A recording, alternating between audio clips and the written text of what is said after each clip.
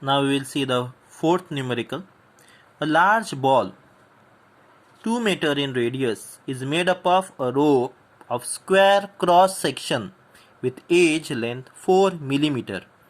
Neglecting the air gap in ball, what is total length of the rope to nearest order of magnitude?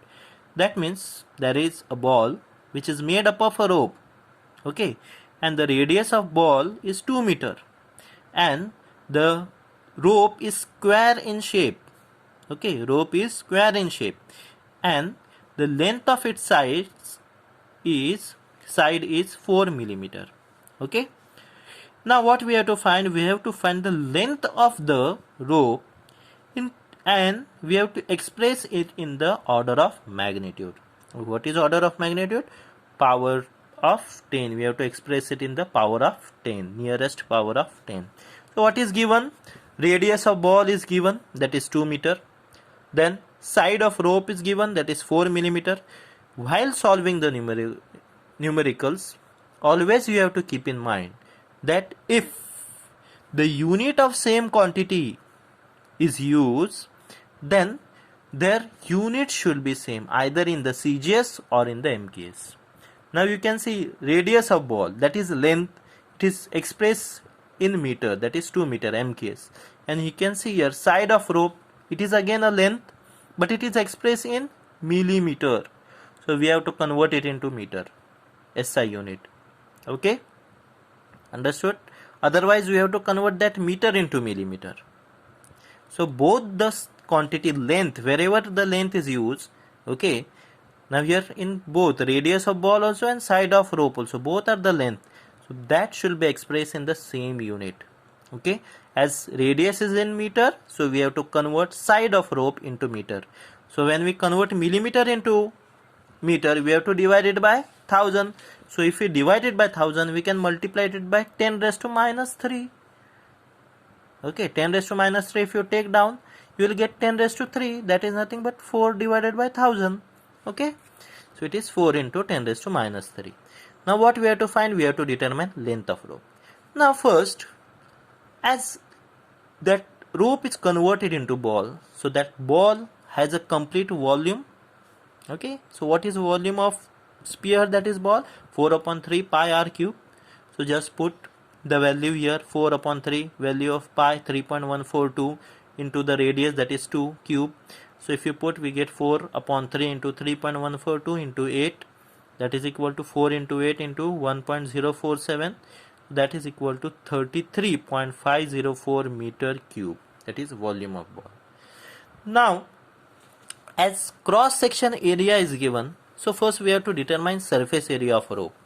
Okay, what is surface area of rope? As it is square shape, so area of square is side square, that is 4 into 10 raised to minus 3 whole square. So 4 square is 16, okay, and 10 raised to minus 3 square, that is equal to minus 10 raised to minus 6 meter square.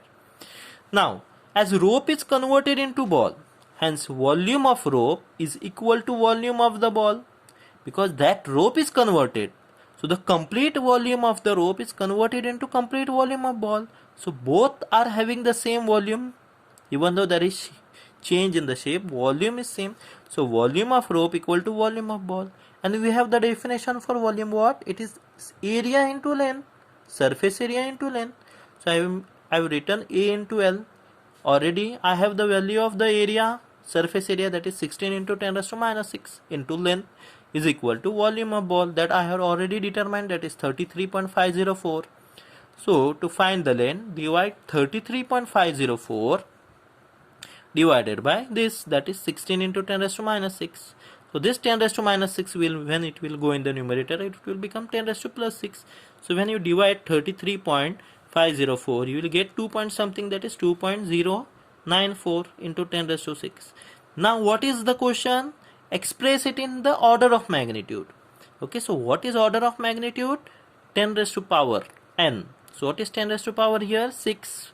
So it is 10 raised to power 6 meter. And if you want to convert it into kilometer, that is nothing but 10 raised to 3 kilometer. Because if you want to convert a meter to kilometer, we have to divide it by 1000. So divided by 1000. So what we will get? 10 raised to 6 divided by 10 raised to 3, that is 10 raised to 6 minus 3, that is equal to 10 raised to 3. Okay, kilometer. So okay,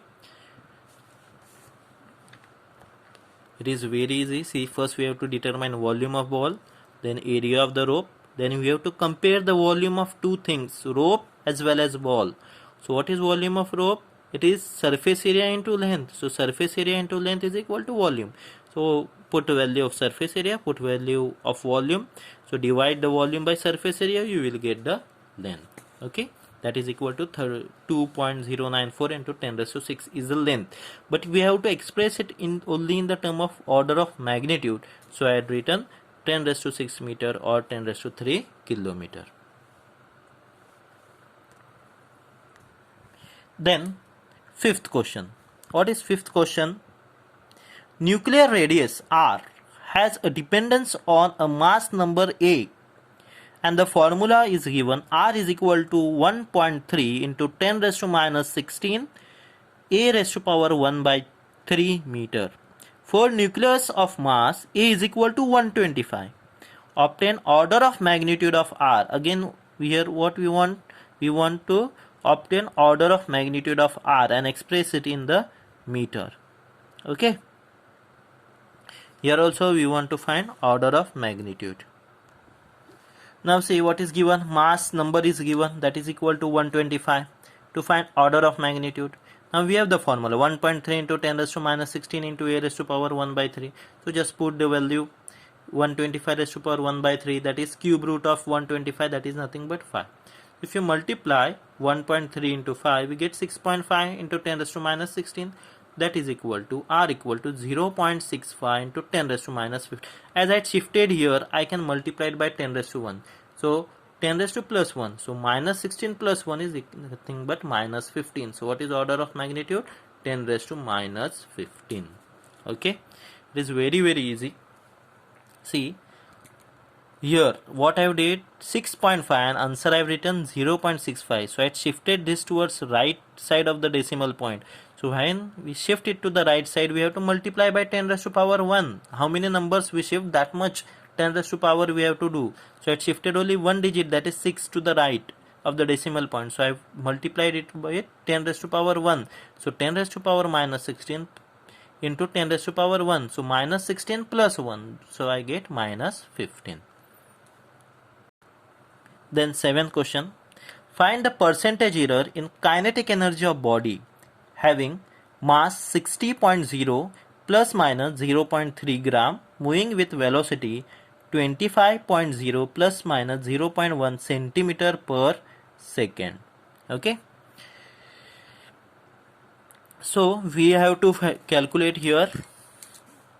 This is centimeter. Okay, percentage error. Okay, in kinetic energy. So what is given? Mass is given and error of the mass. So m is 60 gram and error associated while measuring mass is 0.3 gram. Velocity is given 25 centimeter per second and error associated with velocity, that is 0.1 centimeter per second. We have to find percentage error of kinetic energy. So kinetic energy formula is half mv square. Again half is not considered here as it is constant. For calculating the error, just you need to calculate error. So by combination of error, we have the formula. Just recall the formula of relative error, that is delta z upon z is equal to delta m upon m plus, you can recall it, what we have, a raised to power p plus b raised to power q upon c raised to power r. Okay, so that is nothing but what, p delta a upon a plus q delta b upon b plus r delta c upon c. So that formula we have to use here. So delta z upon z is equal to m raised to power nothing, that means 1, so I have not written here, delta m upon m plus v raised to power 2, so 2 times delta v upon v, because here product is there. We have to use the formula for errors in combination of product. Okay, so just put here value 0.3 upon 60 plus 2 times 0.1 upon 25. So it is 0.005 and it is 2 into 0.004. So multiply it, we get 0.008. Add it, we get 0.013 delta z upon z. That is the relative error. We have to determine percentage error. So percentage error is relative error into 100. So just multiply by 100, you get 1.3%. Then 10th numerical. One equation is given. V is equal to AT plus B upon T plus C plus V0 is dimensionally valid equation. So it is dimensionally correct. Obtain dimensional formula for ABC. Okay, where V is a velocity, T is a time, and V0 is initial velocity. Now, as this equation is dimensionally correct, so the dimension of every term is equal, must be equal. Okay, as this equation is dimensionally correct, so dimension of every term is equal. Now we have to determine dimension of A, B, and C. Okay. Now what is given? This is the equation. So this is dimensionally correct. So dimension of each term is same. Also what? V is velocity and T is time. So dimension of velocity and time we have to write first. So what is dimension of velocity? Already we have removed L1 m0 t raised to minus 1 and time L0 m0 t raised to 1. Okay. Now we have to find the dimension of A. Now dimension of every term is equal. So dimension of this velocity should be equal to dimension of this term AT. So dimension of AT is equal to dimension of velocity V. So I don't know the dimension of A, so I have written as it is. So dimension of T is L0 m0 t1 and dimension of V is L0 m0 t raised to minus 1. To find dimension of A, divide this dimension of velocity by time.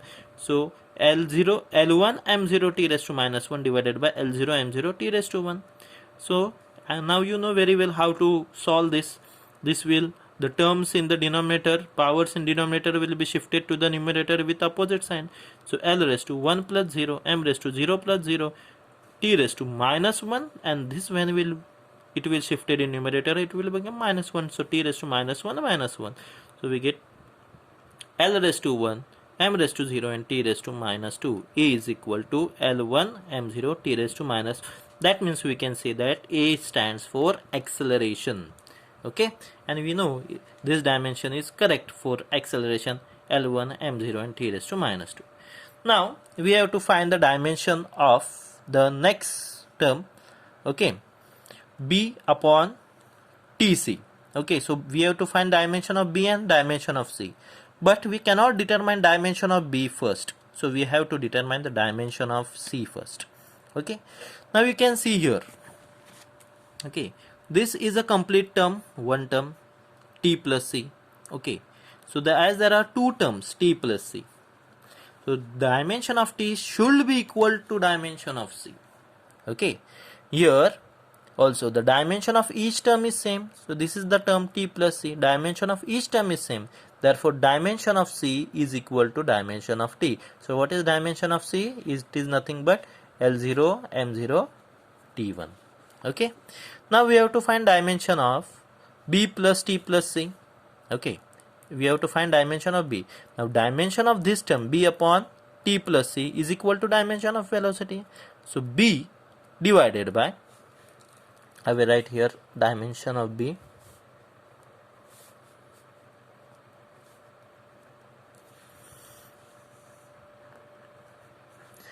Okay, so dimension of B we have to determine. So dimension of B is equal to dimension of V. Now we can see what is dimension of T and C. Just put here, substitute. Now here addition is there. So the powers of both the term is same. So only one dimension we have to take into the numerator. So while we take a one dimension in numerator, we get B into L0 m0 t raised to minus 1. And here the dimension of velocity L1 m0 t raised to minus 1. Now divide this by this, we get L1 m0 t raised to minus 1 divided by L0 m0 t raised to minus 1. Okay, so this minus 1 will be shifted in the numerator. We get L raised to 1 plus 0, m raised to 0 plus 0, t raised to minus 1 plus 1, that will get cancelled. And the dimension of B is L0 m0 t0. In this way we can determine the dimension of the constant. I hope you have understood this.